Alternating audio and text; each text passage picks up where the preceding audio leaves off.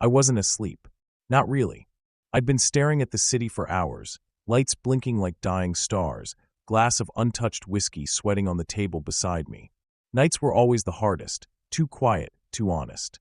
That's when thoughts I didn't want crept in. Thoughts shaped like a woman with brown eyes and a voice that used to soften everything inside me. Bria. 2 years, and the ghost still hadn't learned to leave. I dragged a hand down my face, ready to give up on sleep completely, when my private phone lit up on the marble counter. Not my business line. Not my encrypted syndicate line. Not anything that should ever ring at 3 in the damn morning. A number I hadn't seen in 2 years pulsed on the screen. My chest knotted so hard it felt like something ripped. No, it couldn't be, I answered before the second ring. A shaky breath. Then, Gage. Her voice. Her actual voice. Soft. Breathless. Cracked around the edges like she'd been crying or running or both. It hit me so fast the room tilted, the whole city smearing behind the glass. I didn't breathe. Couldn't. I hadn't heard that voice since the day I came home from a business trip and found her gone. Not a note. Not a trace.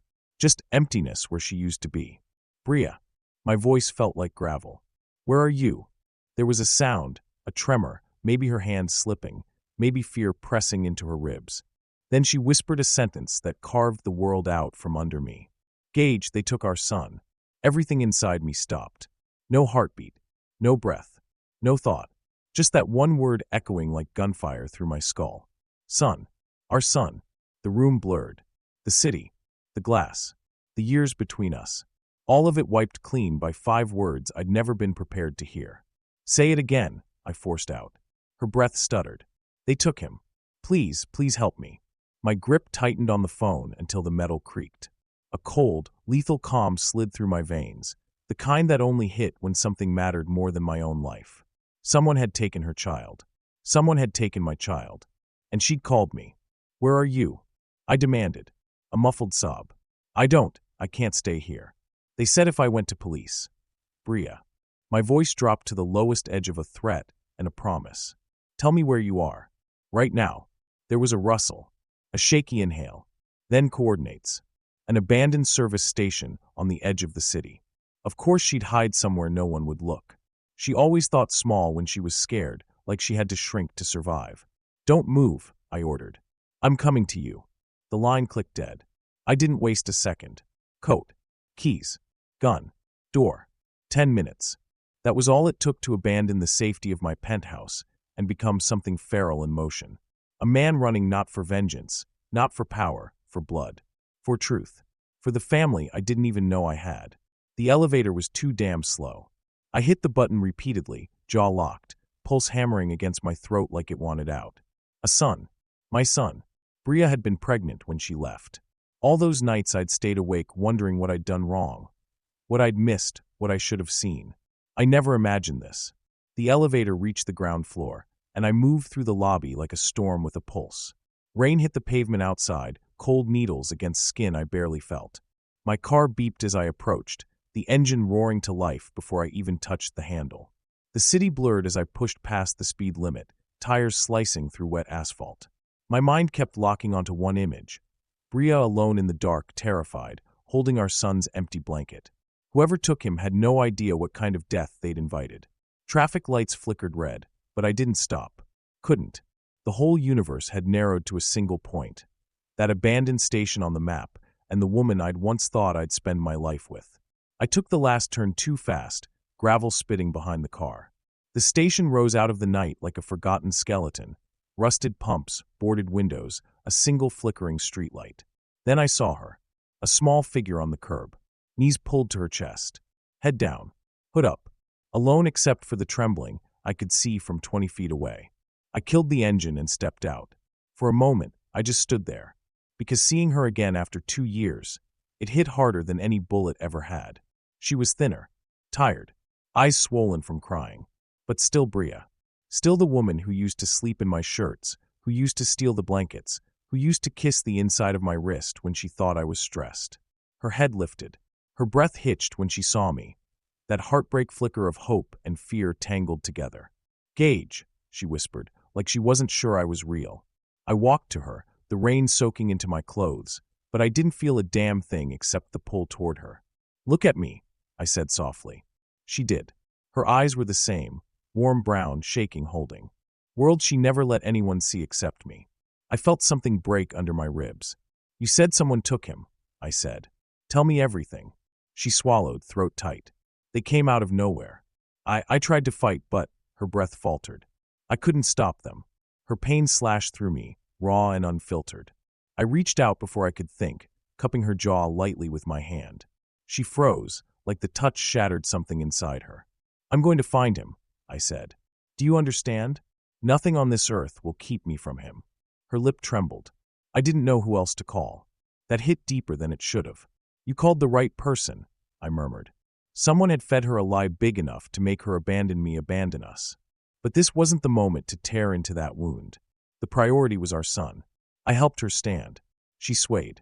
I caught her waist, steadying her. She clutched my coat like the world was sliding out from under her. "Get in the car," I said gently. "You're safe now." She hesitated. "I'm sorry.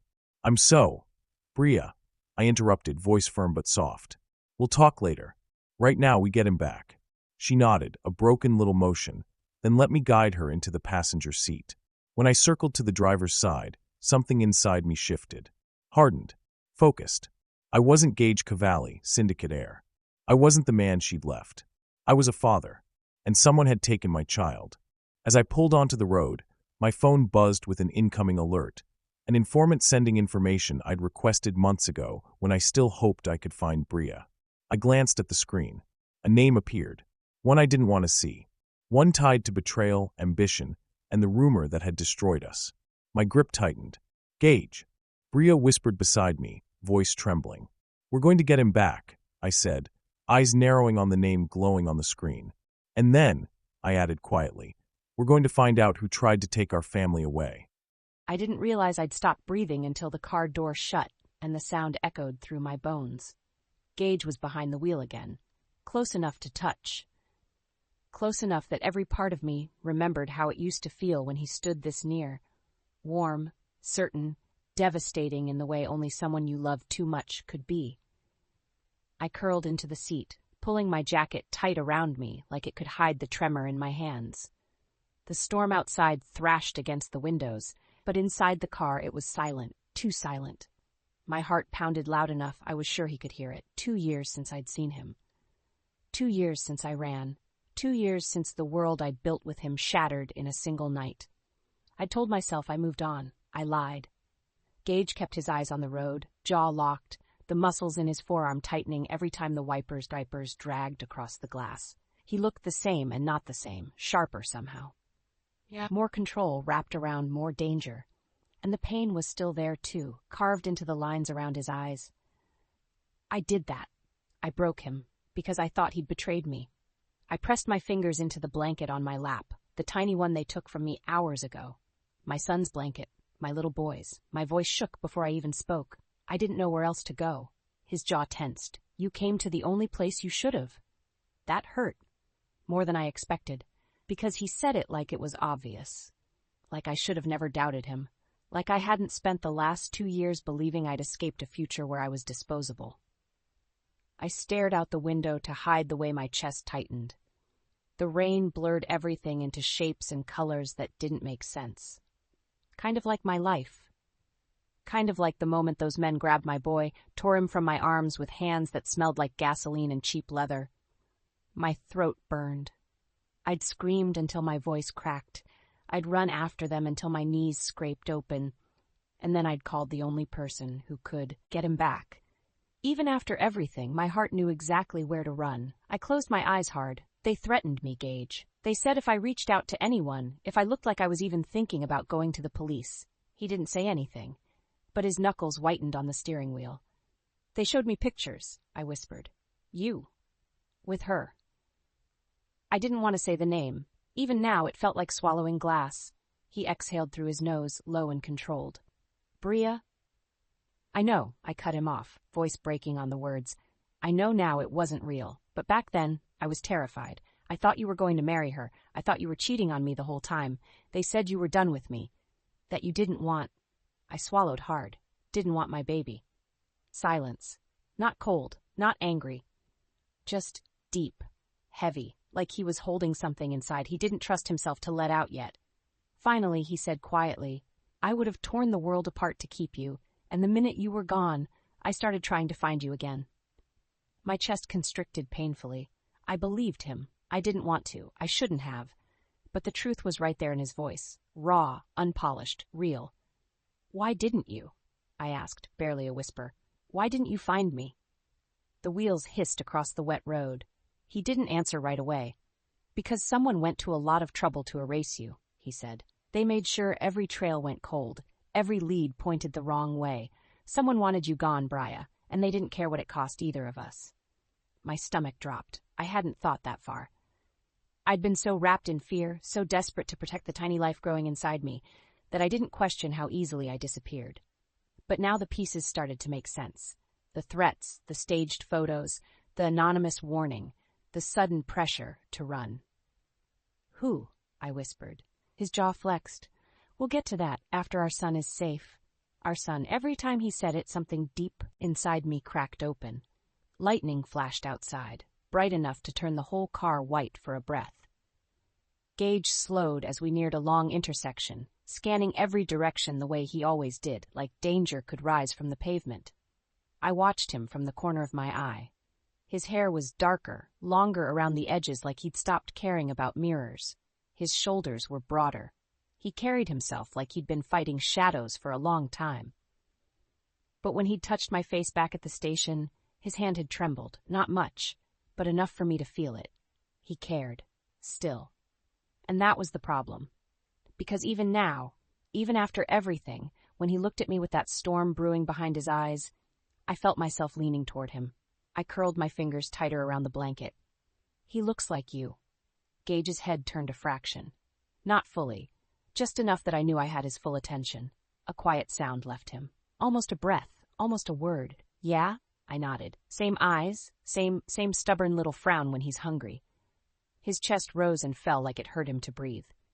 "Tell me about him," he said, voice low, rough. "Tell me everything." The request punched the air out of my lungs. He wasn't angry. He wasn't blaming me. He was grieving what he'd missed, wanting the pieces of his son any way he could get them. "I named him Luca," I whispered. "He's loud and sweet, and he loves music. He dances every time he hears anything with a beat." Gage's grip tightened on the wheel. I kept going, because the words wanted out, needed out. "He says mama, but only when he's mad. He has curly hair that never listens to me, and he... My voice broke. Gage reached over, slow, careful, his fingertips brushing mine, not grabbing, just offering. I stared at his hand, then I let my fingers touch his. The contact shattered me. I sucked in a shaky breath. "He's scared, Gage. I know he is. I felt it. I felt it when they grabbed him. My voice fractured into something small and wounded. What if he thinks I gave him up? What if he thinks I didn't fight? Bria." His voice was a heartbeat against my skin. "Look at me." I did. His eyes were fire and storm and something I didn't dare name. "You fought," he said. "I know you did, and he knows too. We're going to get him back. You and me," he added, softer. "We do this together. Together." God, the part of me that still loved him, the part I tried to bury, lit up like a match striking in the dark. The car slowed. He pulled into a deserted overlook, engine idling, rain hammering the windshield. He turned toward me fully now. "Bria," he said, voice low, "there's something you need to know before we go any further." My heart stopped. He held up his phone, a message glowing on the screen, and the name on it made my blood turn cold. Someone I thought was long gone. Someone who had reasons to hate Gage, reasons to hurt me, reasons to take Luca. My breath froze in my throat. "Gage," I whispered, horror sliding through me. "It's him. He found us." The car filled with the storm and our silence, and then Gage's voice dropped into that lethal calm I remembered too well. "This changes everything." The rain had soaked through my jacket, but I didn't feel the cold. All I felt was the name glowing on my phone like a match pressed to old wounds. Rocco Moretti, a snake wearing a tailored suit, a man who smiled while twisting knives into backs. The only rival in the syndicate ambitious enough and stupid enough to cross my line. He'd wanted Bria for leverage. He'd wanted me distracted. He'd wanted power. But taking my son, that wasn't business. That wasn't rivalry. That was suicide. I kept my eyes on the message as the rain hammered the windshield in a steady, frantic rhythm. Bria's breath trembled beside me. I thought he was gone. I thought Gage. I didn't think he'd ever find me again. My hands tightened around the phone. He didn't find you, I said quietly. He hunted you. Her inhale was sharp, like the truth cut deep. I forced myself to look at her. Really look. The shadows under her eyes. The fear she was trying so hard to hold in. The way she clutched our son's blanket, like it was the last piece of him she could protect. Guilt hit me like a fist to the chest. I'd failed her once. I wouldn't fail her again. Bria, I said, voice low, controlled. You need to show me everything he sent you. Every threat. Every picture. Every message from the moment he first contacted you. She hesitated, then nodded. Her hands shook as she unlocked her phone. One by one, she opened images. Screenshots. Texts. Voice notes. Each one a carefully constructed lie. Photos of me standing beside Rocco's sister. Staged and cut to look intimate. A falsified invitation to a private engagement dinner. A fake registry link. Fabricated messages from my number telling her I'd moved on. Every piece of it engineered to crush her. My jaw clenched so hard my teeth ached. Jesus, Bria, she flinched. Please don't be mad. I know I should have come to you. I know. No, my voice came out harsher than I meant. I softened it immediately. I'm not mad at you. She blinked, breath catching. I'm mad at him, I said. At whoever helped him. At myself for not realizing sooner. I ran a hand through my hair, exhaling hard. Someone wanted you out of my life. Someone wanted me off balance. And they used the one thing they knew would break you. Her eyes shimmered, confusion and pain tangled in them. But why? Why go so far? I looked at her, the answer sliding into place the way a bullet fits a chamber. Because destroying me wasn't enough for him, I said. He wanted to own the pieces. Her lips parted. Her fingers curled around the blanket until her knuckles went white. I took her phone gently, scrolling through the messages again, checking metadata, timestamps, location caching. Rocco's fingerprints were everywhere, and someone on the inside had helped him fabricate the rest. When I handed the phone back, Bria's eyes stayed on me. You never cheated on me, she whispered. Not a statement, a realization, a truth finally clicking into place. No, I murmured. Not once. And you never planned to marry her? A muscle jumped in my jaw. I never planned to marry anyone that wasn't you. Her breath hitched. For a moment, neither of us spoke. The car felt small. Too warm. Too full of the things we hadn't said for 2 years. Her voice dropped to a fragile whisper. I thought you didn't want me anymore. That you were done with me. That maybe loving me was just a phase you grew out of. That hit deeper than any bullet I'd ever taken. Bria, I said quietly. I never grew out of anything. Her eyes widened just a little. Just enough. You leaving wasn't something I got over, I went on. It was something I survived. Her throat bobbed. She looked away like the words were too heavy to hold eye contact through. I reached out, slow so I didn't startle her, and brushed a raindrop, or maybe a tear, away from her cheek. She froze under the touch, breathing uneven. But she didn't pull away. Those pictures, I said softly. Those messages. That fake engagement.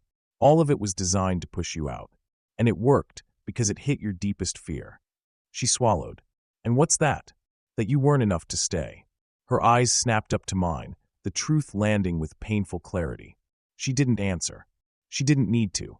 I'd known her too well, even then. You left because you thought I didn't want you, I said. But the truth is, I've never wanted anything the way I wanted you. Her breath trembled, but she held my gaze. Brave. Fragile. Breaking. Beautiful. I was scared, she whispered. When they showed me those photos, I couldn't breathe. I thought you were going to replace me. That I'd already been replaced. And so you ran, I said softly. She nodded, eyes glistening. For him, she said. For Luca. I thought he'd be safer without all of this. I leaned back slightly, letting the name settle in my chest. Luca. Our son. A warmth spread through me, painful, sharp, too deep. I wasn't sure I deserved to feel it. I rubbed a hand over my face. Bria, listen to me carefully. Her eyes lifted. You didn't have to face this alone, I said. Not then. Not now. I didn't know who to trust, she whispered.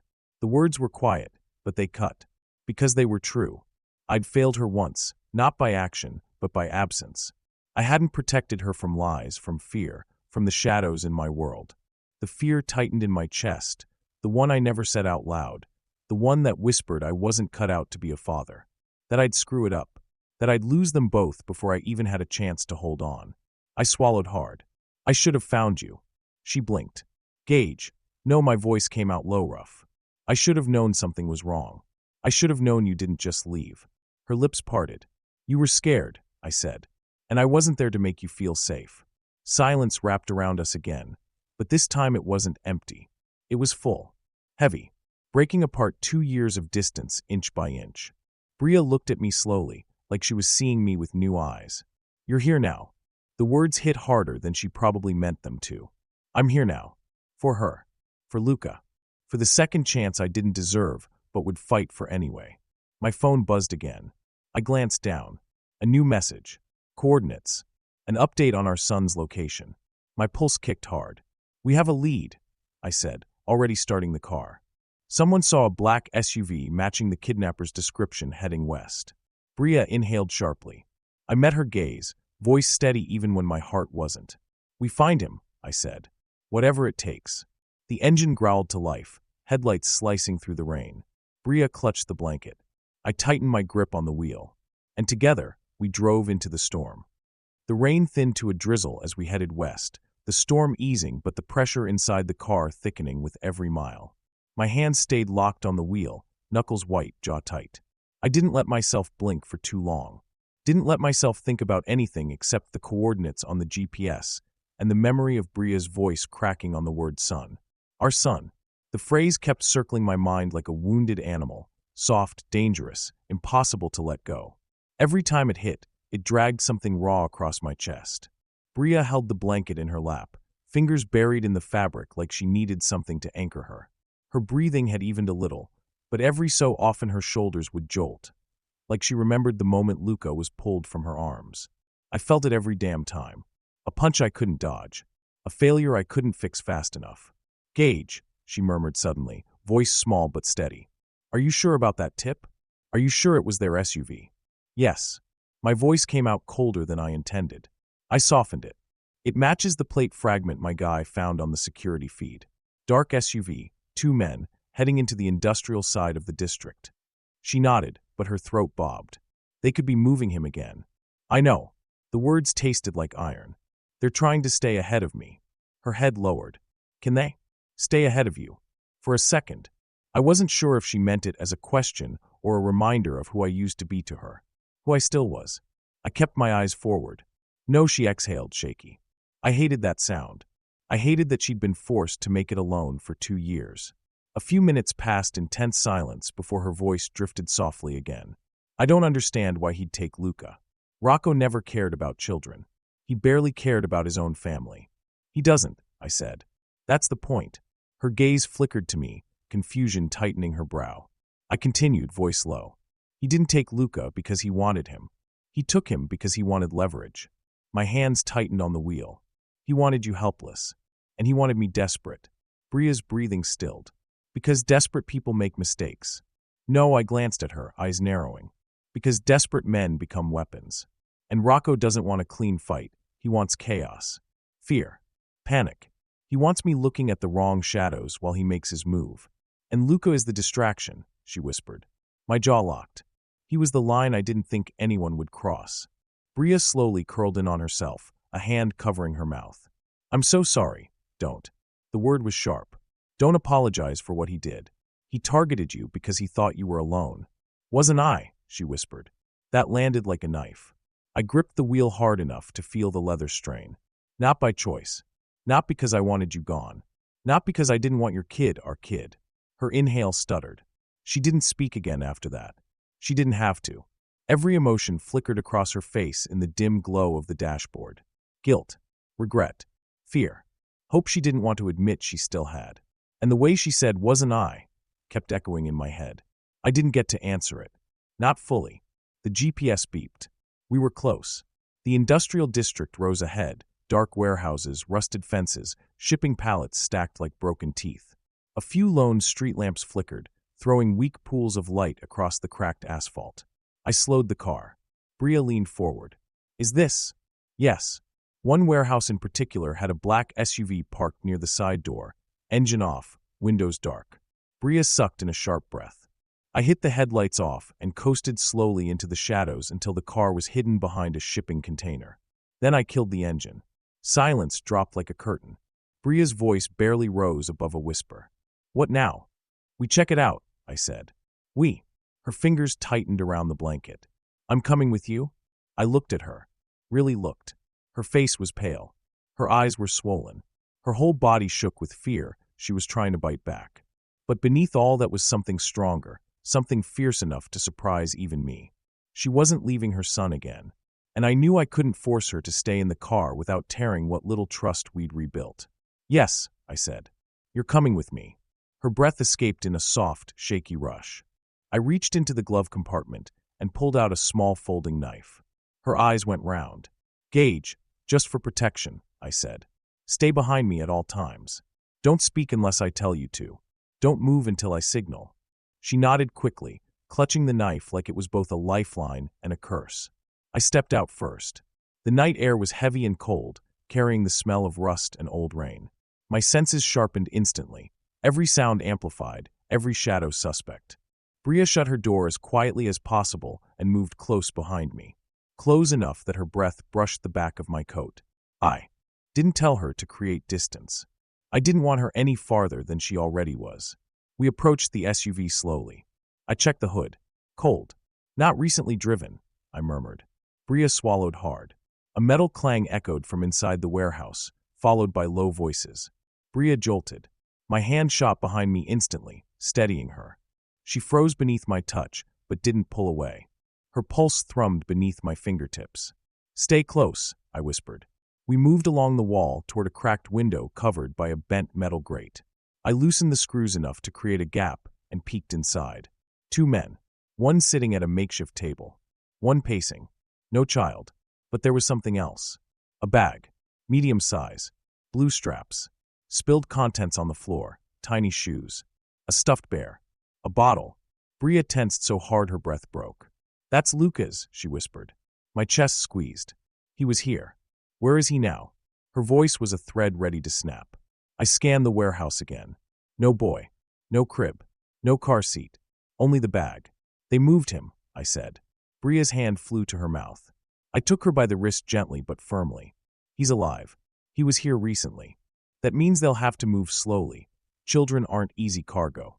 "Cargo," she whispered, voice cracking. "Please don't call him that." Her pain hit me so hard I had to close my eyes for a breath. "I'm sorry," I murmured. "He's not cargo. He's ours." A tremor rolled through her. She looked down, blinking fast. Inside, the pacing man stopped. "We gotta go soon," he said. "Boss wants the kid delivered by sunrise." Bria's breath punched out of her. "Deliver?" she whispered, horror shaking her voice. I squeezed her wrist gently. "Not to him. Not as long as I'm breathing." The other man grunted. "Then what the hell are we waiting for?" "Orders," the pacing one snapped. "We move when we get the green light." Good. They were waiting. We had time. I leaned closer to Bria, my voice barely audible. "We're getting out of here. Quiet. No noise." Her eyes were glassy, but she nodded. I replaced the grate slowly, silently. But as we backed away, a voice tore through the dark behind us. "Where the hell do you think you're going?" Bria flinched violently. I turned in an instant. One of Rocco's lookouts, lean, twitchy, armed. I shoved Bria behind me so fast she gasped. The man raised his gun. "You don't want to do that," I said, voice dropping into lethal calm. He smirked nervously. "Cavalli. Boss said if you show up, I should." He didn't get to finish. I moved faster than he expected, knocking the weapon from his hand, slamming him against the wall with my forearm. His breath whooshed out. Bria pressed back against the shadows, breathing like she was trying not to scream. The lookout struggled. "He's gonna kill me." "If you talk," I murmured, leaning in, "I'll make sure he doesn't get the chance." The man caved instantly, fear pouring off him. "They moved the kid," he gasped.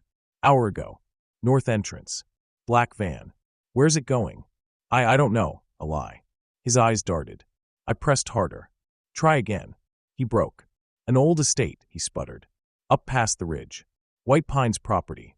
Rocco's guys use it as a holding site." White Pines. My stomach dropped. That wasn't a holding site. That was a place people didn't leave. I knocked the lookout out cold and stepped back. Bria rushed to me, hands shaking. Gage, did he really say? Yes. I cupped her jaw lightly, steadying her. And we're not letting them get near that estate with Luca. We're getting ahead of them. Her eyes filled, but she nodded fiercely. Okay, let's go. We hurried back to the car, both of us drenched in adrenaline. As I started the engine, Bria's voice wavered. Gage, if we're too late, we won't be. I didn't let her finish. I couldn't let her speak the possibility. I looked over at her, voice rough. I swear to you, I said. On my life, on everything I am, our son is coming home. Her breath hitched. And then she whispered the first words that made my chest crack open. I believe you. My phone buzzed before we even reached the end of the industrial road. A tiny vibration, barely a sound, but my whole body reacted like someone had fired a gun next to my ear. Gage, I whispered, staring at the screen glowing in my hand. It's him. His eyes cut toward me, sharp, lethal. Open it. My stomach twisted. My fingers shook so badly I almost dropped the phone. The message was a video. My breath shattered. I tapped it, and the moment the screen lit up, my heart stopped. Luca, my little boy, sitting in a dark room, small, scared, his curls flattened on one side like he'd been crying against a wall. For a second, I couldn't breathe at all. Then sound hit me, a soft, whimpering breath like he was trying not to cry and failing.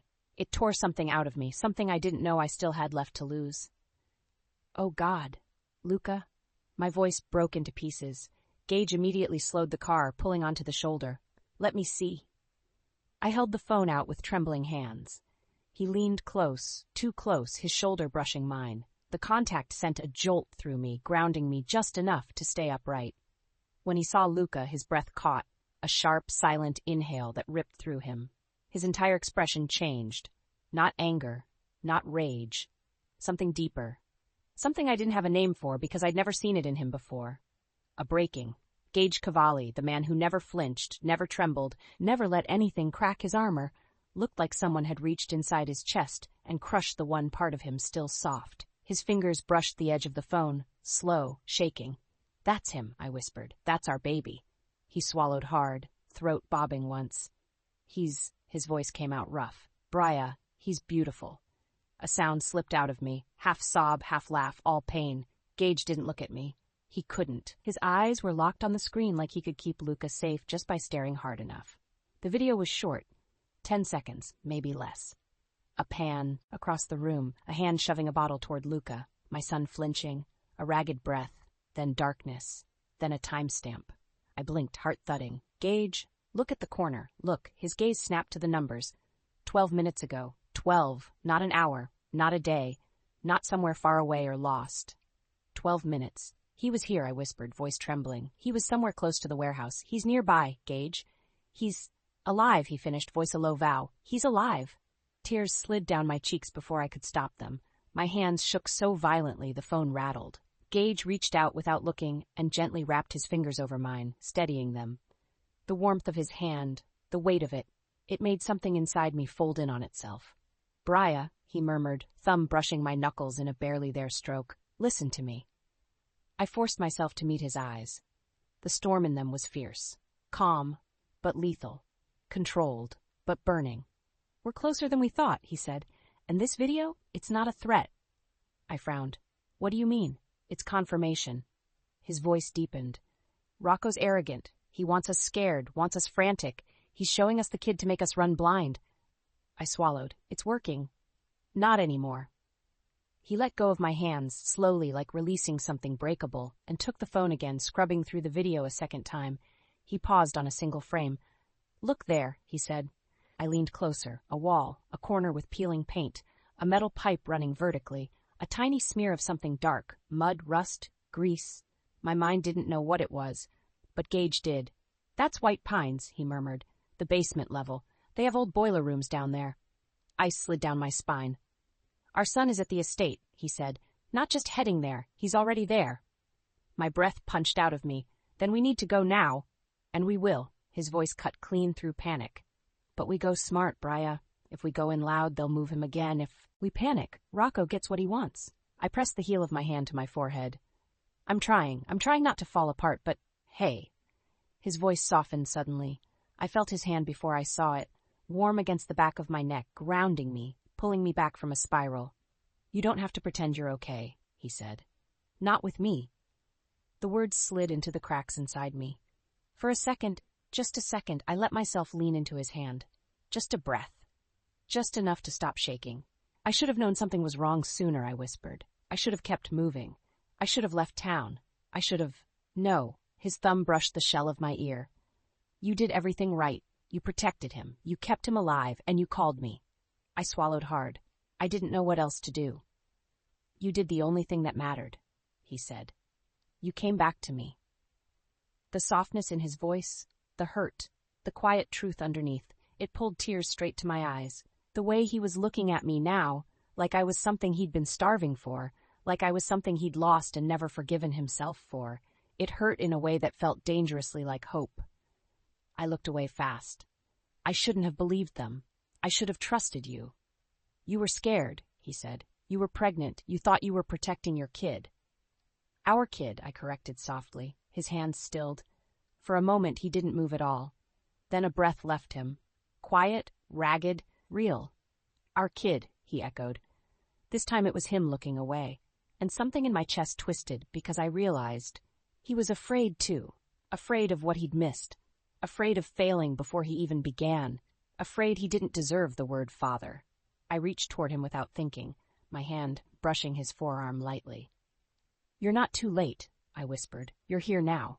His eyes met mine again, and the storm inside them deepened. Before he could speak, my phone buzzed again. A second message. I froze. Gage's hand went to the gun. At his side instantly. "Open it." I did. A single line of text appeared. "If you want him alive, come alone." My mouth went dry. "No," Gage growled immediately. "Absolutely not." I stared at the message, cold dread crawling through my veins. He knows you're with me. He wants me to go by myself." "You're not going anywhere alone," Gage snarled softly. "He won't lay a finger on you, not ever again.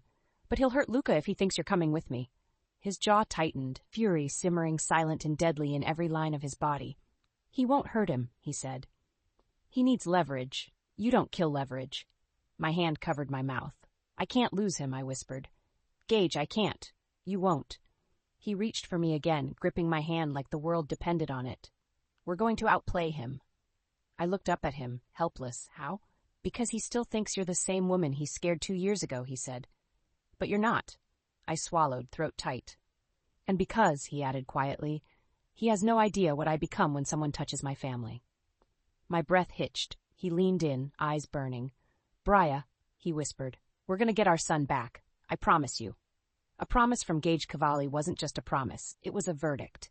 And for the first time in 2 years, I believed him. The safe house sat buried beneath a wall of pines, almost invisible from the road.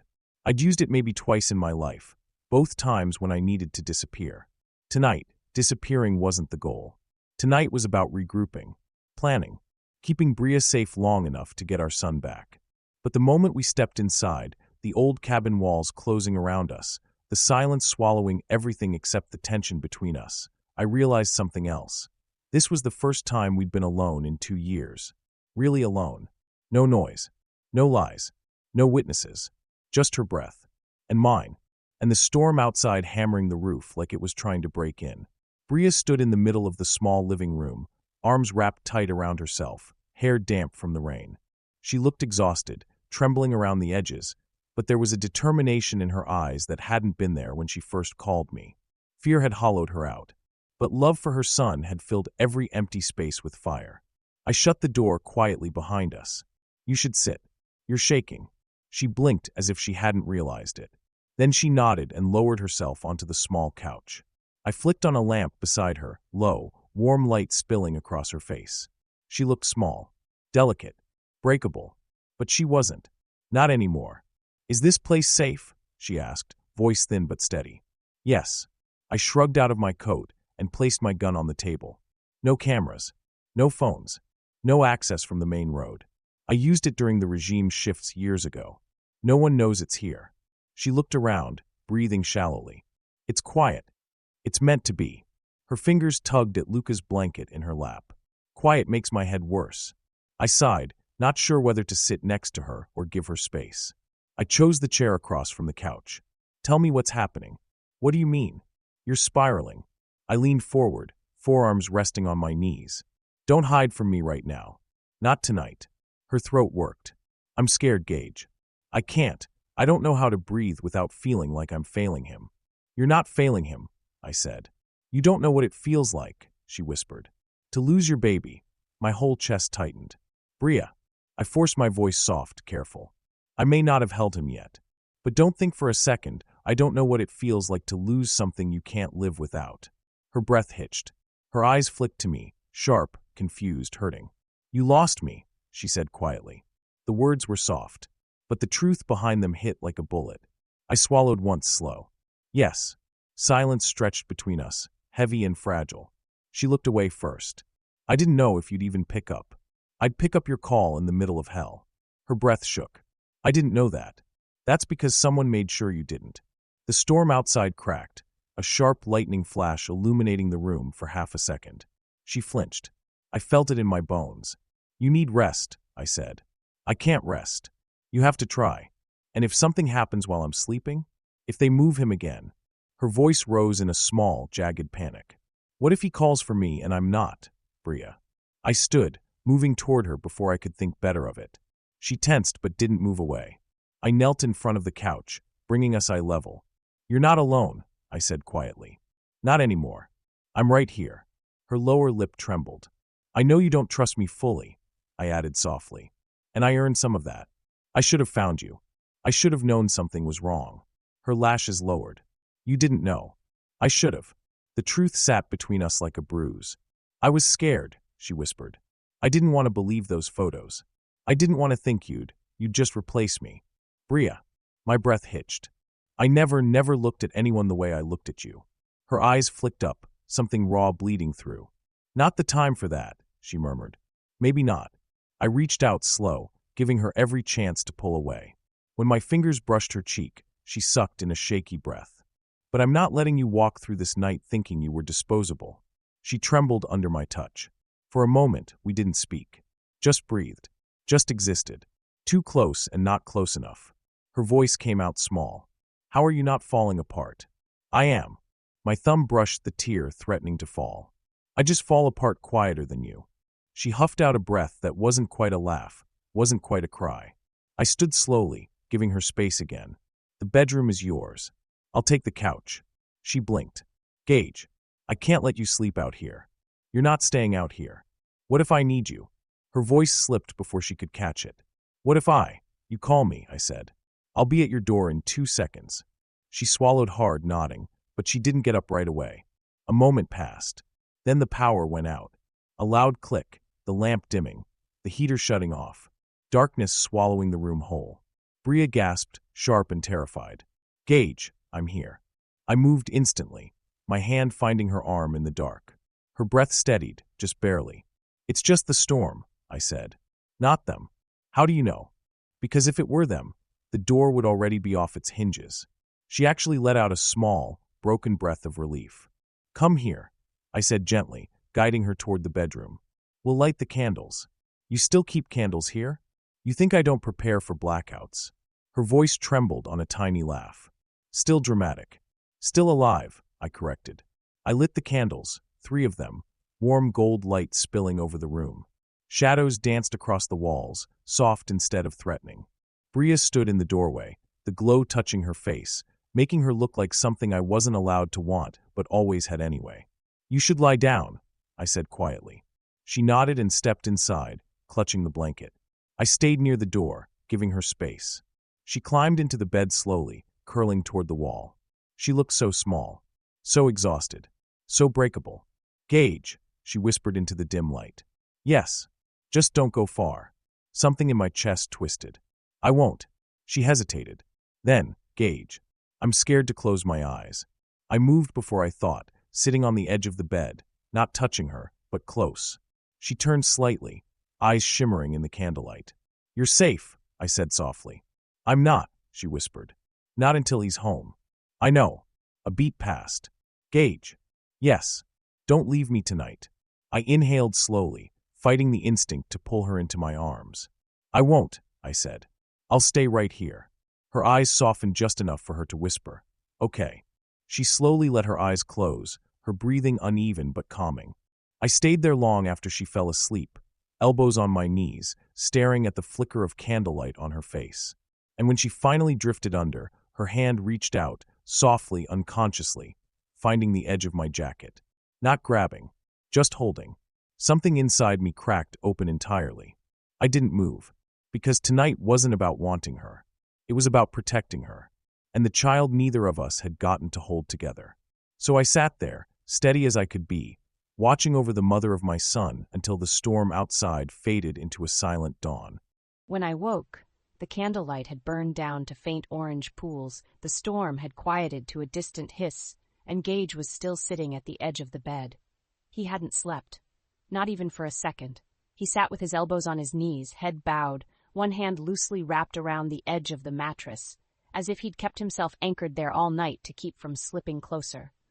I blinked, disoriented for a moment. My throat felt raw, my body heavy. I didn't remember falling asleep. I didn't remember anything after whispering that I was scared. But I remembered his voice. Low, steady, warm in a way it hadn't been for anyone else. "You're safe. I'm right here." The memory hit with a softness that made my heart ache. Maybe he sensed my eyes on him, because he lifted his head slowly. In the dim morning light leaking through the curtains, his face looked carved from shadows, tired, rough, haunted, but his eyes softened the moment they met mine. "Morning," he said quietly. Something inside my chest pulled tight. "Did you sleep at all?" "No." "Gage, I didn't want to." He said it without hesitation, without apology, like it was obvious, like staying awake to watch over me was not a burden, but a duty he'd been waiting 2 years to take back. Heat rose to my cheeks. I pulled the blanket a little tighter around me. "I told you could take the couch." "You did," he said, "but you also asked me not to leave." My breath caught. I had, and he hadn't. Before I could respond, a loud knock shook the cabin door, sharp, urgent. Gage stood instantly, all softness gone, replaced by the lethal calm I'd almost forgotten he was capable of. "Stay here," he murmured. I nodded and watched him slip out of the room with silent precision, gun in hand. I barely had time to swing my legs off the bed when I heard a familiar voice from the living room. "Aiden," Gage's second in command. "You're a hard man to track, Cavalli," Aiden muttered. Gage replied with a cold edge. "If you found us, then someone else could have. Keep your voice down." Aiden stepped farther inside, and his eyes landed on me as I emerged from the bedroom. He froze, then lowered his head slightly. "Bria. Last time I saw him was years ago. Before the lies, before the threats, before I ran. It felt like a former life." Gage moved between us instinctively. Protective. Automatic. Aiden lifted both hands. "I'm not here for her. I'm here because I found something you need to see." My stomach twisted. Gage didn't lower the gun. "Talk," he ordered. Aiden glanced at me again, hesitating. "This involves her too, a lot more than we realized." Gage's jaw locked. "Then say it." Aiden reached into his coat and pulled out a thick envelope, dropping it onto the table. Photos spilled out. I went cold. Not the fake photos, the ones they'd shown me to force me to run. These were different. Hidden camera shots. Rocco's sister. Rocco himself. And my landlord? Aiden began laying them out, his voice grim. "As soon as you told me to look deeper, I dug into every person who had contact with Bria before she disappeared. Her building's landlord got a large cash deposit 6 weeks before she ran, matching the time Rocco's people approached her." My breath hitched. Gage's hand curled into a fist. Aiden continued, placing another photo down. "Then there's this. A woman from the rival syndicate, Rocco's sister, meeting with Bria's employer a week before she vanished." I shook my head slowly. No, they told me it was you. They said you were." "They lied," Gage said softly without even looking at me. His eyes were locked on the pictures, fury boiling under the surface. "Keep going, Aiden." Aiden swallowed. "We also traced the messages Bria received, all the fake texts and call logs, all the proof Gage was engaged to someone else." He pointed to a laptop bag. "I traced them back to one source, one location." My heart hammered. "Where?" Gage demanded. Aiden's mouth tightened. "Your father's old office, the abandoned one."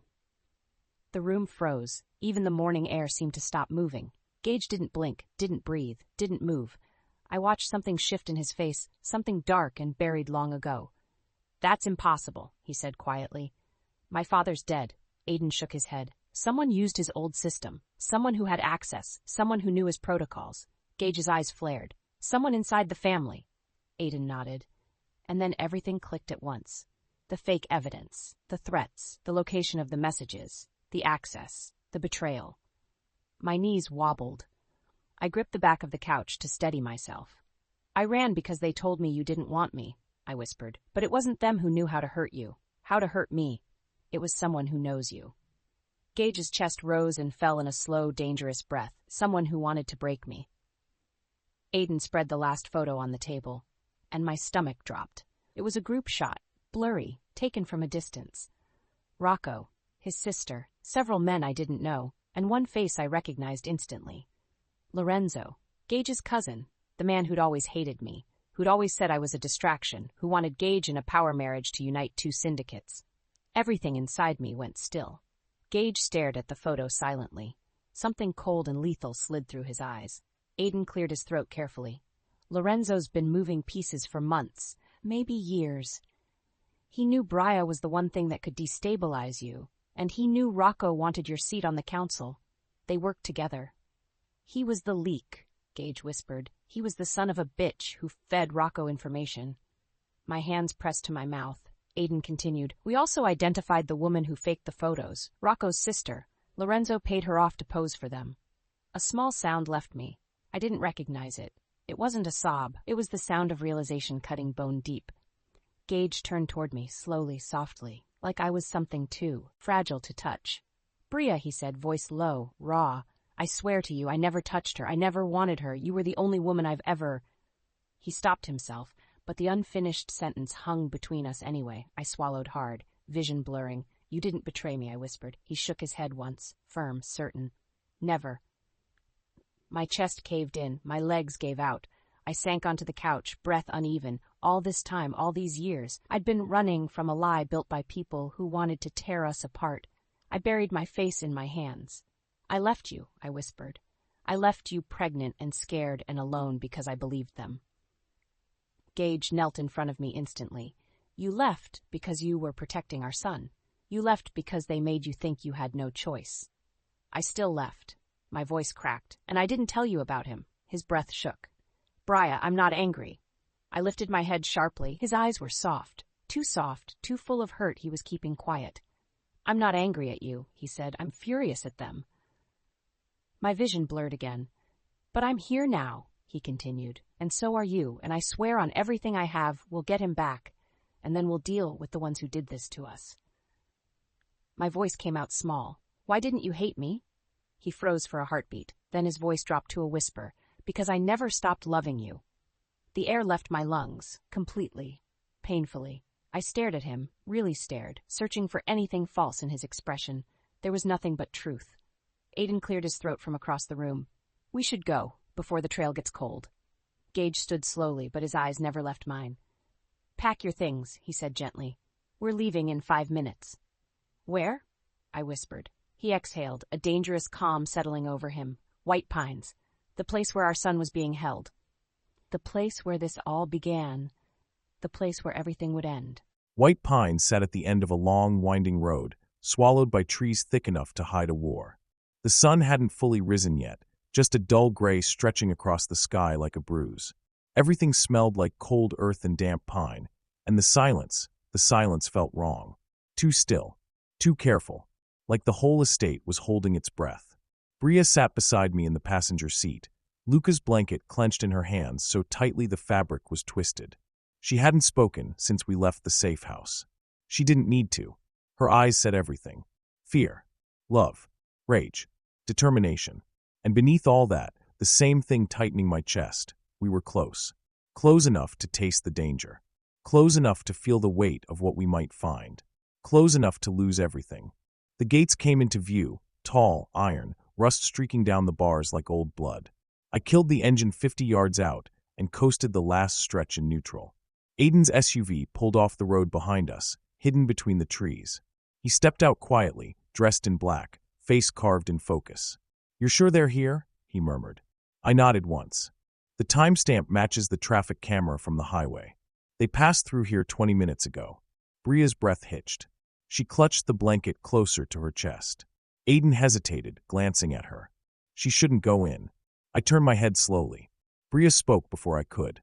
I'm going, she said softly. He's my son too. Aiden opened his mouth again, then stopped when he saw the look on her face. He nodded. Stay behind us. Do exactly what Gage says. She didn't answer out loud.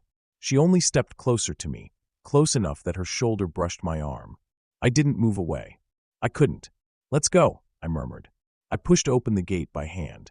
It groaned softly, loud enough that we all froze for a heartbeat. But no alarms went off. No footsteps approached. The estate looked dead, which made everything worse. White Pines wasn't meant to be empty. Rocco never left a place undefended. Something was wrong. Bria was silent beside me, her breath fogging in the cold morning air. She put her hood up to hide her face, but kept her other hand out, fingers curled toward me, barely brushing mine. A question. A plea. A tether. I took her hand. Firm. Reassuring. Her grip tightened instantly, like she'd been waiting for me to do that. We moved toward the estate. The building rose from the trees like a piece of forgotten history. Old stone, tall dark windows, vines climbing up cracked walls. It felt abandoned, but I knew better. Rocco didn't work in the open. He worked underneath. In basements. In hidden corridors. We reached the side entrance, an old service door hanging crooked on rusted hinges.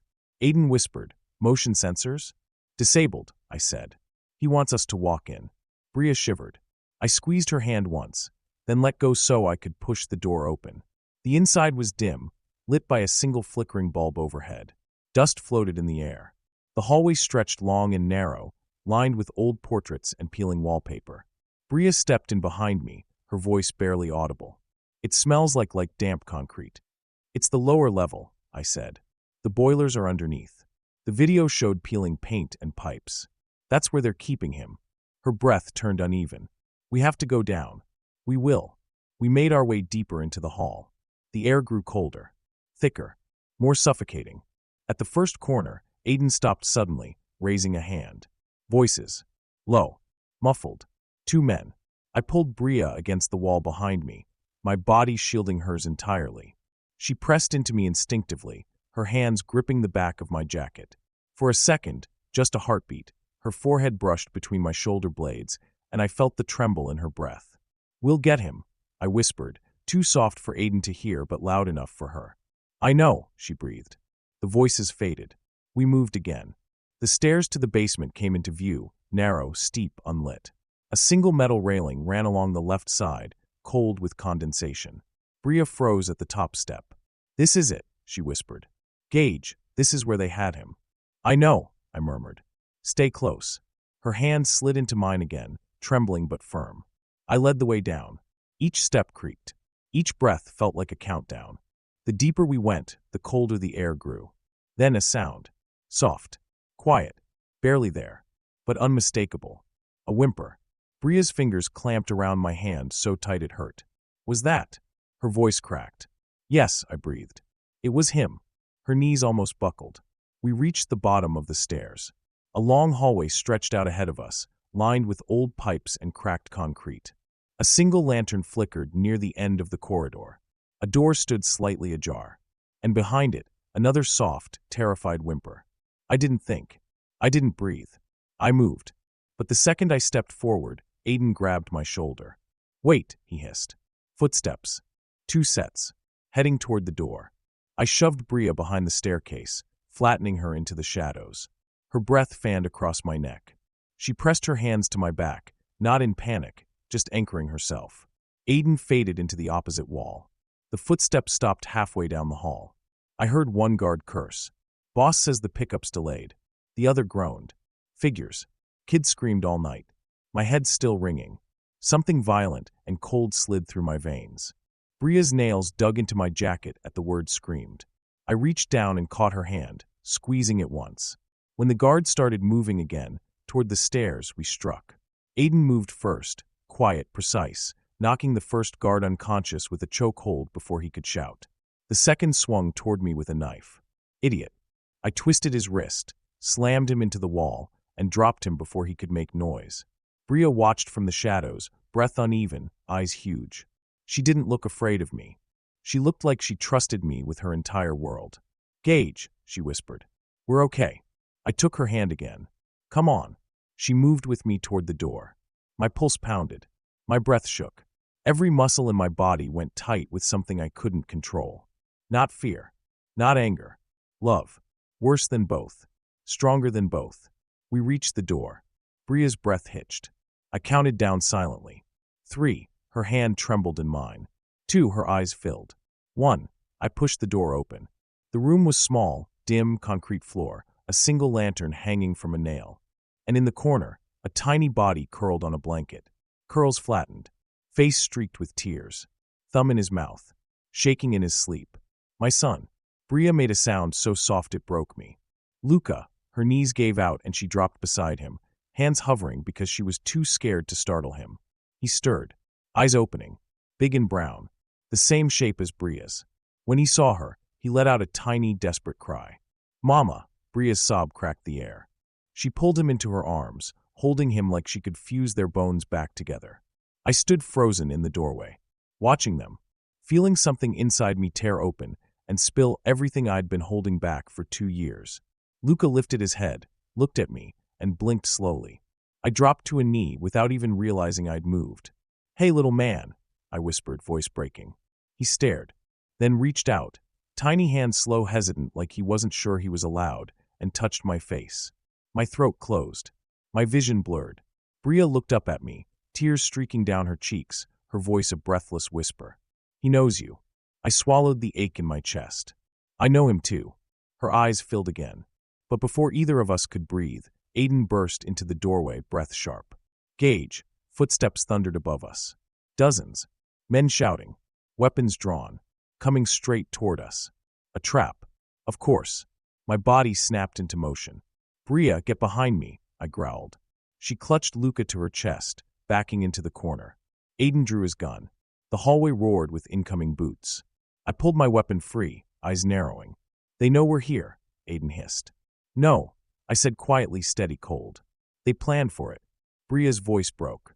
"Gage, what do we do now?" I looked over my shoulder at her, at our son shaking in her arms. And I smiled. A slow, dangerous smile. "We fight our way out," I said. "And we take our family home." I don't remember crossing the room. 1 second I was frozen in the doorway, staring at the small, trembling shape curled on the cold concrete floor. The next, my knees hit the ground so hard the shock went all the way up my spine. Luca, his name came out of me like a prayer that had been locked behind my ribs for hours, days, months, no, years. Since the moment he was born, I'd known this would be my greatest fear, losing him. Losing the one thing I had left when the world fell apart. I reached for him, but my hands hovered, shaking, afraid to touch him in case he was hurt. Then he blinked awake, those eyes, those warm, brown, soft as sunrise eyes, the same ones I used to see in the mirror when I held him as a newborn, the same shape as mine, the same depth as Gage's. He blinked again, confused, sleepy, curls stuck to his forehead. I couldn't breathe. "Baby," my voice broke. "It's Mama. I'm here." His face crumpled, the way it did sometimes when he woke from a nap and didn't know where he was for a second. But this time it was fear that twisted his mouth. Fear that turned into a little, trembling cry. "Mama," his voice cracked. And that was it. I folded over him, hands finally landing on his tiny shoulders, my face pressing into his curls. He launched into me like he'd been waiting since the beginning of time for this one moment. His little arms clung around my neck with so much desperation I nearly sobbed. "I'm here," I whispered over and over and over. "Mama's here. I found you. I found you." His tiny fingers curled into my hair. His breath shook against my skin. He smelled like fear and dust and old concrete. I held him tighter, shielding his body with mine. Everything else, the cold floor, the flickering lantern, the danger, disappeared. All I felt was his heartbeat pounding against my chest. Alive. Alive. My son was alive. I didn't even hear Gage move at first, not until Luca stilled. The boy lifted his head from my shoulder, breath hitching, eyes drifting past me toward the shadowed figure in the doorway. Gage. Slowly, slowly, I turned with Luca still in my arms. Gage was kneeling, as if someone had cut the strings holding him upright. He didn't speak, he didn't breathe. His eyes, God, his eyes. I'd seen Gage angry, I'd seen him wounded, I'd seen him cold and ruthless, but I had never, not once, seen him undone. Not until that moment. He looked at Luca like the world had just been rewritten. Like everything he'd ever lost was suddenly within reach again. Like his heart had been hit straight through the center with hope. My breath caught. Because this wasn't the Gage Cavalli the world feared. This wasn't the Mafia heir. This wasn't the man with power in his hands and danger in his blood. This was a father seeing his child for the first time. A father being undone by love. He lifted one hand, slow, hesitant, shaking, and rested it on his knee. Not reaching, not demanding, just waiting to see if our son would choose him. Luca stared. A tiny furrow formed between his brows. Then, with the softest little sound, he reached out a hand toward Gage, tentative, trusting, pure. Gage's face broke, not dramatically, not loudly, just a quiet, sharp breath, as if his ribs couldn't hold the weight of that small gesture. I shifted Luca slightly, letting him lean forward. Gage stayed still, like he was afraid to scare him off. He didn't fully touch Luca, just let the toddler's tiny fingers press against his cheek. "Hey, little man," Gage whispered, voice unsteady for the first time in the entire time I'd known him. "I'm here." My throat closed, and for a moment, just one fragile, impossible moment, the danger didn't matter, the lies didn't matter, the years didn't matter. We were a family, broken, bruised, but together. Luca curled back into my arms, eyes drooping as exhaustion tugged at him. I kissed his forehead, tears slipping silently down my cheeks. "He's okay," I whispered to Gage. "He's scared, but he's okay." Gage opened his mouth, but a sudden boom shook the ceiling above us. I flinched. Luca jolted awake with a small cry. Aiden burst into the doorway. "We have company." Lots of it. Gage was on his feet instantly, fury replacing everything else. "How many?" "Too many," Aiden snapped. "Someone tipped them off. They're sealing the exits." I clutched Luca, heart pounding. No, Gage, we have to go now."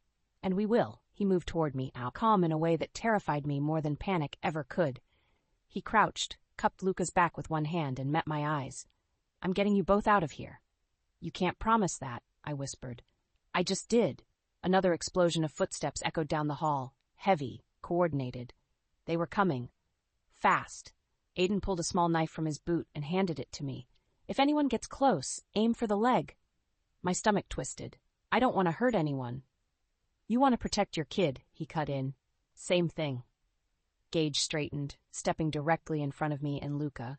His shoulders squared, his stance widened, his entire body sharpened into something deadly.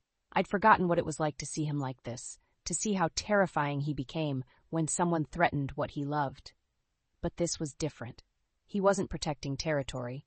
He wasn't protecting pride. He wasn't protecting power. He was protecting us. "Mama." Luca's voice cracked against my shoulder, small and terrified. I kissed his curls, whispering, "I've got you. I've got you, baby." Gage glanced back, his eyes softer for a fraction of a second. "Hold him tight. Don't let go." "I won't." The hallway erupted with shouting, getting closer, boots pounding, guns raised, the sound of death coming straight for us. Gage stepped into the doorway, blocking the entire frame with his body. He didn't look back at me again. He didn't need to. Everything he felt, everything he'd ever been unable to say, sat in the way he squared himself between us and the threat. And then, in a low whisper meant only for me, "Stay behind me. I'll get you both home." His voice cracked on the last word. Home. My heart clenched. Luca whimpered again. I held him tighter, breath shaking, eyes locked on the back of the man I once loved, and maybe still did, in ways I wasn't ready to admit. The first shadow appeared at the end of the hall.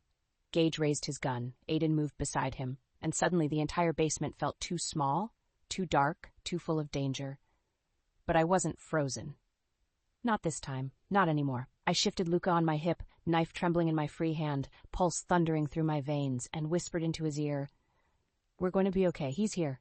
He won't let anything happen to us." For the first time in 2 years, I believed it. The hallway erupted before I even fired the first shot. Boots pounding, metal clattering, shouts echoing off stone walls. Bria pressed herself into the corner behind me, Luca clinging to her neck. I could hear his tiny breaths, fast, frightened, uneven. Those sounds were enough to push something feral through my bloodstream. No one touches my family. No one. Aiden stood to my right, gun drawn. They're trying to bottleneck us. I know. My voice dropped into a cold register I hadn't used in years. I stepped into the center of the hallway, shoulders squared, stance wide. Let them see me. Let them know exactly who they were trying to take on. The first 2 men rounded the corner. I moved fast, 2 clean shots, 1 to each shoulder, dropping them without killing. They hit the floor hard, guns skidding away. The 3rd man flinched, startled. Aiden knocked him out with the butt of his gun, catching him before he hit the ground. The next wave hesitated. Good. Fear was leverage. Back up, I growled, or I put every one of you on the floor. They exchanged glances, conflicted, uncertain. They'd expected a fleeing mother, a frantic father, a desperate scramble. Not this. Not me. Boss said alive. One of them started. Then he should have come himself, I snapped. Aiden smirked faintly. He's scared of you. He should be. Another man lunged from the side door. I caught him by the jacket, slammed him into the wall, and pressed my forearm to his throat. Not enough to choke. Enough to quiet. He froze, wide-eyed. Where is he? I hissed. Where's Rocco? He swallowed. Upstairs. East wing. Waiting. Of course he was. Coward. I knocked him unconscious without a second thought. Aiden looked at me. We pushed through. No, I took a slow breath. We get them out. I turned back to Bria. She was still pressed into the corner, clutching Luca so tightly he had both fists tangled in her shirt. Her eyes were wide, not with fear of me, but fear of losing us again. I moved to her, placing a steadying hand on her shoulder. We're getting out of here, I murmured. She nodded fast, breath shaking. Where do we go? There's a side exit through the boiler room, Aiden said. I can take them. No, my grip tightened on her shoulder, eyes locking with hers. She gasped softly from the intensity. I'm taking you, I said. She swallowed. But Rocco, I'm not leaving you alone, I said, voice quiet but carved in stone. He's not getting near you. Either of you. Her breath hitched. Aiden cleared his throat. I'll cover the back. We moved quickly down the narrow basement corridor. I kept myself between Bria and every direction danger could come from. Even walking, I couldn't stop glancing back at her. The way she held Luca. The determination in her shaking hands. The fear she hid in her eyes. And underneath it, something else. Something like trust. The boiler room was bigger than I remembered, dark, full of rusted pipes and shadows. A huge metal tank rumbled quietly on the left.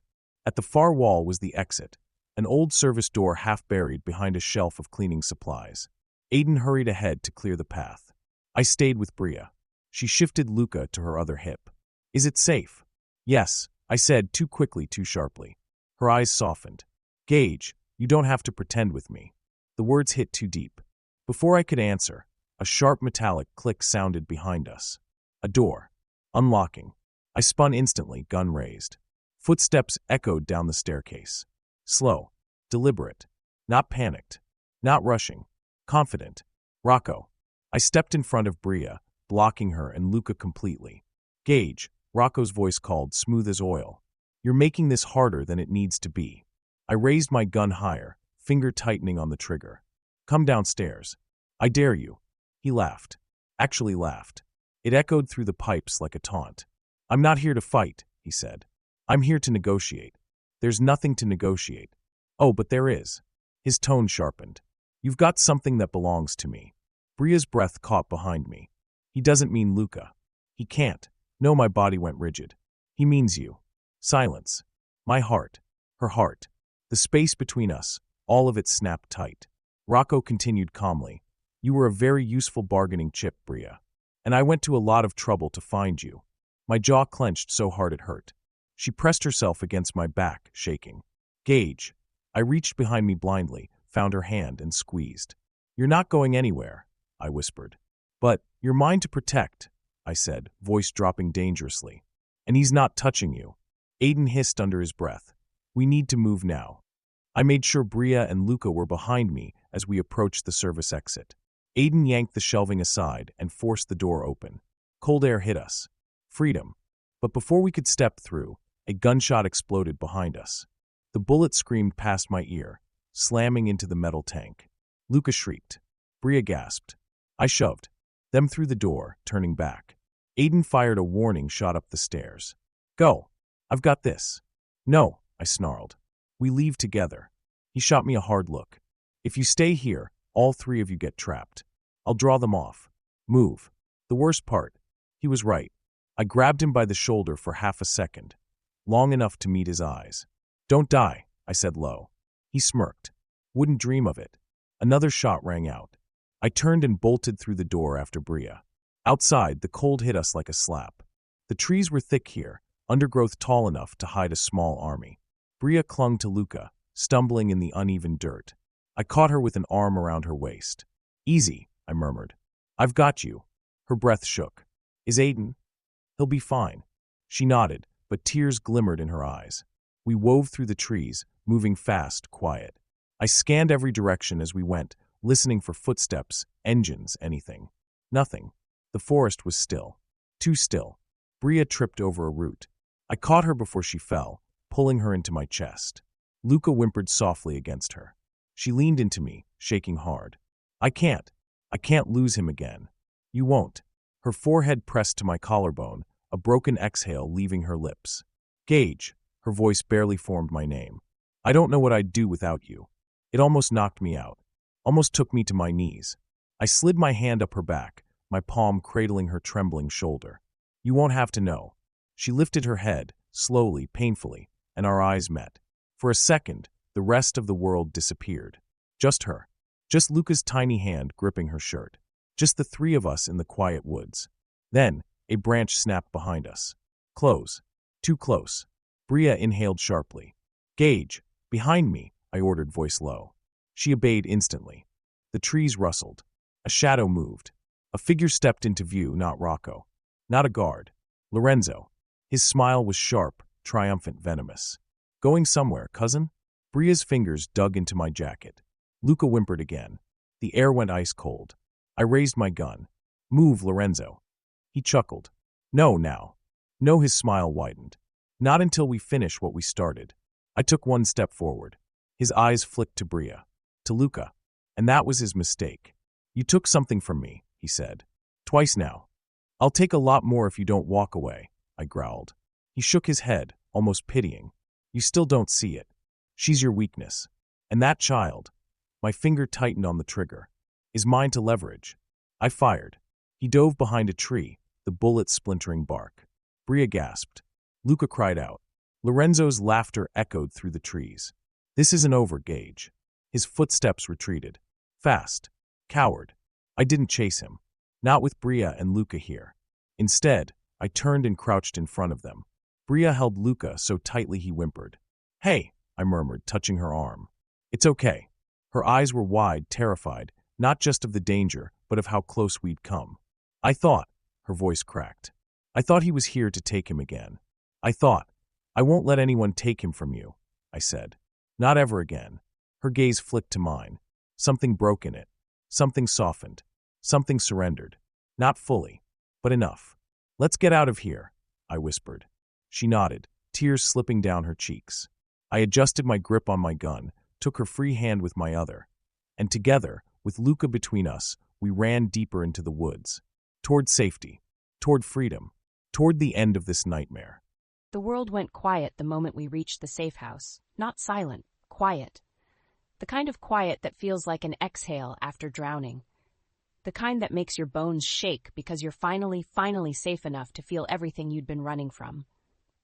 Gage slammed the door behind us, locked it twice, and checked the windows with sharp, practiced movements. Aiden hadn't checked in yet, but Gage trusted him. More than that, he trusted the instincts that had kept him alive all these years.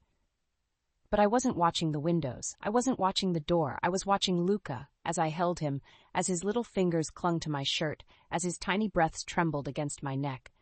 I hadn't put him down since the moment I found him. I wasn't sure I ever would again. Luca was safe, breathing, warm.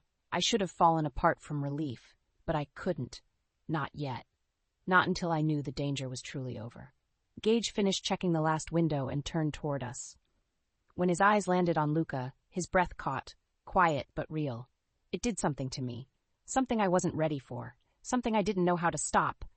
His voice came out softer than I'd ever heard it. How's he doing?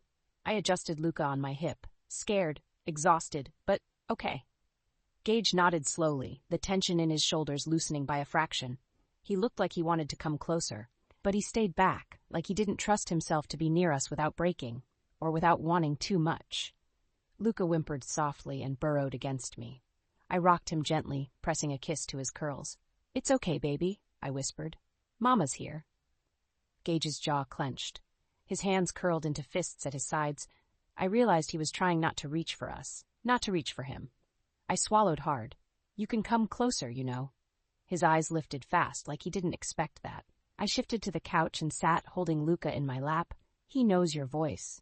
Gage moved slowly, almost cautiously, lowering himself onto the couch beside me, not touching, not crowding, just close enough to feel his warmth, close enough that Luca turned his head, blinking at him through damp lashes. Gage froze. He didn't breathe. Luca reached out a small hand, just like before, but this time it wasn't confusion or tentative recognition. It was trust. Gage inhaled sharply, then slowly extended his hand. Luca's tiny fingers wrapped around his thumb. Something broke in Gage's face. Quiet, raw, devastating. His eyes softened in a way I had only ever seen once before, years ago when I told him I loved him for the first time. But this was deeper, stronger, wilder. He swallowed hard. "Hey, Luca." Luca blinked up at him. Gage brushed the back of one finger across Luca's curl. "I missed you," he whispered. My breath caught. Tears slid down my cheeks without warning. I didn't even try to stop them. Gage noticed instantly. "Bria?" "I'm okay," I whispered, wiping at my face uselessly. I never thought he'd ever get to see you like this." Gage looked at me, really looked, and his expression gentled. "You did everything you could," he said. "Everything." I shook my head. I shouldn't have believed them. I shouldn't have run. He opened his mouth, but I cut him off, the words spilling out like a dam finally cracking. "I thought I was protecting him," I whispered. "I thought I was protecting myself. But I wasn't. I was just scared." Gage's voice dropped. "Of me?" My heart twisted. "No, never of you." He blinked, startled. I exhaled shakily. "I was scared of losing you, of loving you more than you loved me, of being replaced." "Bria, I know now," I continued, voice thick, "that someone orchestrated that. Someone made sure I believed the worst version of you." "Lorenzo," Gage growled. "Yes." My voice trembled. "But I still ran. I still left you alone, and I didn't tell you about him." Gage leaned forward, elbows on his knees, hands clasped. His shoulders rose and fell in a slow, painful breath. "When you left," he said quietly, "I thought I'd done something unforgivable." I stared at him. "I thought I wasn't enough," he said, "for you, for the life we wanted. I tore apart every day we spent together trying to figure out where I failed." My throat closed. Gage looked at Luca again, at the tiny fingers curled around his own, at the trust in his son's sleepy eyes. "But this," he whispered, voice cracking, "losing him before I even knew he existed? That's the one thing I can't forgive." He didn't mean me. He meant himself. I touched his arm, my fingers trembling. "It wasn't your fault." His jaw clenched. "I should have known something was wrong. Gage, I should have found you." His voice was quiet, broken, a confession wrapped in regret. My heart ached. Slowly I leaned closer, Luca tucked safely between us. "Then maybe," I whispered, "we both made mistakes, but we're both here now." He finally met my eyes, and what I saw there made my breath get stuck in my throat. Love. Not gentle love. The dangerous kind. The kind that burns down cities. The kind that doesn't let go. The kind that chooses you even when everything else tells it not to. He didn't say the words. He didn't have to. The look said everything. Luca yawned, head heavy on my shoulder. "We should let him sleep," I murmured softly. Gage nodded. "Let me." He stopped himself. "What?" I whispered. He shook his head. "You've held him this whole time. Your arms must hurt." They did. Sharp pins and needles burned up my forearms, but I didn't want to let go. I was terrified if I loosened my grip for even a second, he'd vanish. But then I looked at Gage, and I realized he hadn't held our son yet. Not truly. I swallowed through the rising lump in my throat. "Do you want to?" His eyes widened. "Bria, you don't have to." "I want you to." He stilled. He looked at Luca, then at me, then at Luca again. Slowly, like I was handing him the sun, I shifted our son toward him. Gage lifted his arms, but he hesitated inches away, breath shaking. "Gage," I whispered, "you can hold him." His throat worked. I don't want to do it wrong." My heart broke open. "You won't." He swallowed again, then gently, so gently I didn't know a man like him could move that soft, he took Luca into his arms. Luca stirred, whimpered once, then snuggled into his chest. And Gage shattered. Not visibly, not loudly, not in any way he'd let anyone else see. But I saw it. I saw the way his chest tightened, the way his eyes glossed, the way his whole body folded protectively around our son. "Hey," he whispered, voice barely there. "I've got you." Tears blurred my vision again. Gage looked up at me, eyes glimmering. "He's warm," he said, like the realization was overwhelming. "He's so small." I nodded. "He gets that from me." A tiny smile flickered on his lips, but then his expression turned serious. "Bria." "Yes. I'm sorry for everything you went through alone." He swallowed hard. "I'm sorry for every night you cried without me, for every moment you were scared, for every minute I didn't know about him." My chest ached. "Gage, I don't want to keep living without my family," he said quietly. "Not again. Not ever again." The words hit so deep I couldn't breathe. We didn't kiss, we didn't touch. He didn't reach for me, and I didn't fall into him. But something shifted between us. Something fundamental. Something honest. Something that felt like the first step back toward what we had, and maybe something even better. Luca made a soft sound and curled deeper into Gage's chest. Gage held him tighter. Outside, the sky lightened, pale gold slipping over the trees. A new day, a new beginning. I touched Gage's arm softly. "We'll talk about everything, about us." He nodded. "I know. And we'll figure out how to move forward. Together," he said, not as a question but as a vow. I met his eyes. "Together?" I whispered. Luca breathed softly between us, safe, loved, and finally home. Luca slept for nearly 3 hours. Long enough for the adrenaline to drain from my veins. Long enough for the panic to loosen its grip. Long enough for me to memorize the weight of him, small and warm against my chest, as if the shape of him could anchor me to the earth. I sat on the couch while Bria finally showered, watching the slow rise and fall of Luca's breathing. His little hand rested against the collar of my shirt, fingers curled into the fabric like he didn't want me going anywhere. Not that I could have moved even if I tried. My son, my blood, my responsibility, my miracle. The word felt strange on my tongue, but in my chest it felt right. The safe house was quiet. A different kind of quiet than last night. Less storm, more aftermath. Sunlight filtered through the blinds in soft, gold rays that touched Luca's curls and lit them up like they were threaded with fire. I brushed a hand through them gently. He stirred but didn't wake. His trust gutted me in a way nothing else ever had. I'd spent my whole life learning how to carry weight, power, violence, legacy. But this, holding him, felt like the first thing I'd ever done that mattered. The bathroom door opened softly. Bria stepped out in one of my old shirts, one I'd forgotten I even left in the safe house closet. It hung loose on her, sleeves falling past her wrists, hem brushing the tops of her thighs.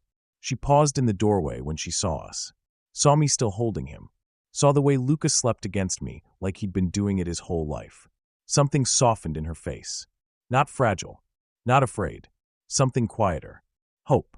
I swallowed hard. "You okay?" She nodded, her hair still damp, cheek pink from the heat of the shower. "Better now." Her eyes drifted to Luca again, and she smiled the smallest, saddest, most beautiful smile I'd ever seen. "He looks peaceful," she whispered. "He is." She wrapped her arms around herself, watching us. "He's never slept like that with anyone but me." My chest tightened. "He trusts you," she said softly. The words landed deeper than they should have.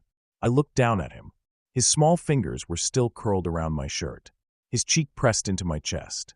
His tiny breaths warming the skin through the fabric. "He trusts you," Bria repeated quietly. "After everything, he trusts you." There was something in her voice. Something she wasn't saying. I shifted slightly. "Come here."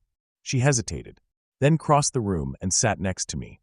Close enough that her knee brushed mine, close enough that her scent wrapped around me, soft and familiar.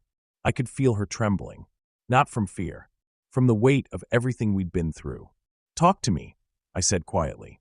She stared at Luca, then at our joined shadows on the floor. "Everything feels different now." "Different how?" She swallowed. "Yesterday. I didn't know if you'd even want him." My chest twisted. "I didn't know if you'd want me." I closed my eyes for a moment, breathing through the ache that hit deep and low and relentless. "Bria," I said, opening them again. "I wanted you even when I couldn't find you." She looked up. Her eyes, those warm, brown eyes, held something raw. "I wanted you too." I didn't speak. Couldn't. Not when every part of me was fighting the urge to reach for her, pull her into me, and erase all the distance we'd built over 2 years. But she kept talking, her voice small but steady. "I know we can't go back," she whispered. "Too much happened. Too much was taken." My jaw clenched. "Yes. But," she looked at Luca again, her hand brushing one of his tiny curls. "I want to move forward. If you want that too." It was like someone reached into my chest and squeezed. I turned toward her fully, shifting Luca so he was still safe and tucked between us. "Bria," I murmured. "I've wanted that from the moment you called me." Her breath faltered. "I want my family," I said. "I want you. And him. I don't care how long it takes or how slow we go. I just want you in my life again." Her eyes filled. She looked down, voice whisper soft. "I'm scared. I know. I'm scared of losing this. Losing you." "Then hold on," I said, "because I'm not going anywhere." She sucked in a breath, her hand trembling lightly as she let her fingers rest on my forearm. Just a touch. Barely there. But it felt like a yes. I shifted Luca gently and leaned back into the couch. Bria mirrored the movement, our shoulders touching, her head resting lightly against me. It felt right. More right than anything in years. Luca stirred again, his little legs curling into my torso. Bria smiled softly. "He likes sleeping on you." "He's warm," I murmured. "He feels safe." I exhaled slowly. "Then I'll give him that. Always." She closed her eyes, leaning her head against my shoulder. We sat in silence for a long time, long enough that I memorized the rhythm of her breathing, the weight of Luca on my chest, the way sunlight touched her hair. Finally, she whispered, "Gage?" "Yeah. What happens now?" I looked, down at the two people who had become my entire world. "We rebuild," I said softly. "Together." She nodded against my shoulder. "And we stay," I added quieter. "All of us." She lifted her head slightly to look at me. "Stay where?" "With me," I said. "Stay with me." Her breath caught. Not from fear. From something else. Something like relief. Something like love. "Okay," she whispered. Just one word. But it was enough to shift something inside me permanently. Luca murmured again in his sleep, his hand tightening on my shirt. Bria rested her head on my shoulder once more. And for the first time in 2 years, something inside me finally exhaled. Peace. Safety. Home. I pressed my lips softly to the top of Bria's hair. Barely there, barely a whisper of a kiss. She didn't pull away. She leaned into it. The softest sound left her, a tiny inhale, a tremble, a surrender. My chest tightened in a way I couldn't hide. "We're going to be okay," she whispered. "We are," I promised. She curled closer. Luca slept between us, safe and warm. And I held them both, my family, finally back in my arms, as the morning light softened into something golden and new. The night she called me at 3 a.m., I thought I was losing my mind. Turns out, I was getting my family. 3 months later, the morning sun spilled through the penthouse windows, soft and golden, warming the hardwood floors where Luca sat surrounded by blocks and toy cars. He was humming, little tuneless sounds only toddlers could make, and every so often he looked up to check that both of us were still here. We always were. We always would be. I stood in the kitchen, pouring milk into Luca's cup, my hair still messy from sleep. Behind me, Gage leaned against the counter, watching us like he still couldn't quite believe this was real. Sometimes, neither could I. But then Luca laughed, really laughed, that bright, giddy, bubbling laugh that made his whole body wiggle, and the sound rooted me back into the moment. "Happy kid," Gage murmured, taking the cup from my hands. "He feels safe," I said quietly. He paused, just for a breath, then nodded slowly. "Good." The scars of everything we'd been through were still there. The nights I woke shaking. The moments Gage froze when he couldn't hear Luca's footsteps. The way both of us slept lighter, breathed deeper only when the other was close. Healing wasn't instant. Healing was slow. But it was happening. Every day, every laugh, every shared meal, every soft moment where Gage whispered something low into my hair and thought I didn't hear him. I walked over to join Luca on the floor, sitting cross-legged as he pushed a toy car toward me with exaggerated seriousness. I pretended it was the most dramatic moment of my life. He squealed. Gage chuckled behind me. I turned, catching him leaning in the doorway, arms crossed, hair still a little messy, a faint smile tugging at his mouth. "What?" I asked. "Nothing." He shook his head. "Just this." "This?" He gestured at us. "My family." Warmth spread through me in a slow, steady bloom. He still said it like a miracle, like a promise. He walked over and lowered himself onto the floor beside me, his shoulder brushing mine. Luca immediately crawled into his lap, clinging to his shirt like he always did. "Daddy," he mumbled, half giggle, half proud declaration. Gage froze. It had only been a week since Luca said it for the first time. He still wasn't used to it. Maybe he never would be. He swallowed hard. "Hey, little man," I smiled. "He was waiting for you to wake up." Gage raised a brow. "Was he?" "Yes. He crawled to your door twice." The corner of his mouth lifted. "Should have come in.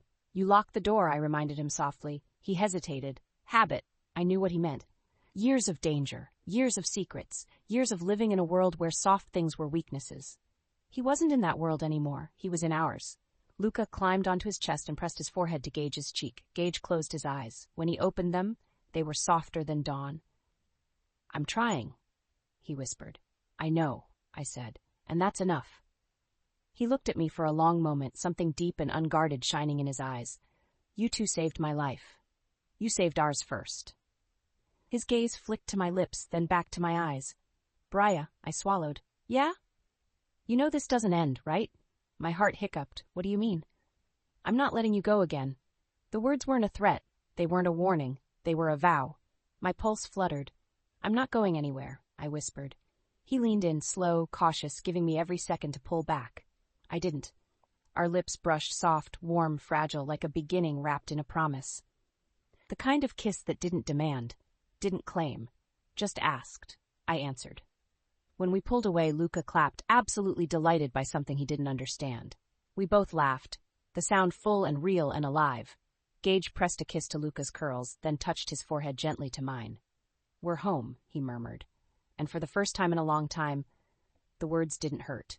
They healed. Sometimes love doesn't come back the way it left. Sometimes it returns stronger, braver, and ready to stay.